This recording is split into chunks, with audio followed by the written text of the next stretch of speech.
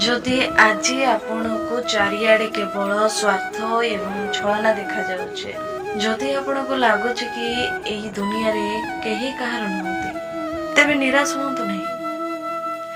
मने रखंतु भगवान श्रीकृष्ण गीतार एहा को ही सबुठारु बड़ सत्य बोली कहिसंती। एही दुनिया रे सबु समयर खेल। आमे जेते बेले माटीर मनीष ठारू सच्चा भल पाइबा आशा करू, सेते बेले हमको केवल कष्ट ही मिले। संसारर नियम ही एमिति। एठी लोके निज स्वार्थ पई आसंती एवं काम सरी गले पर करि दियंती।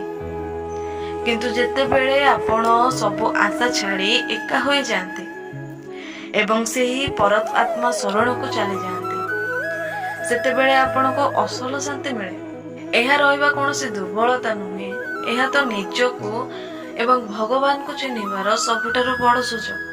तेणु काहाटारो भल पाइबा भिक्षा करंतु नहीं, निज कर्म करंतु एवं भगवान को ऊपरे सब छाड़ी दियंतु। जे आज आपण को कष्ट देउछि, समय दिने ना दिने ताको निश्चय बुझाई देबो। सब किछि छाड़ी भगवान को डाकंतु, सब किछि भगवान को ऊपर छाड़ी दियंतु। देखिए दिने ना दिने सब ठीक ही जीवो। आ जो लोग तुमको बुझु नहीं ना, से दिने ना दिने बुझिबो।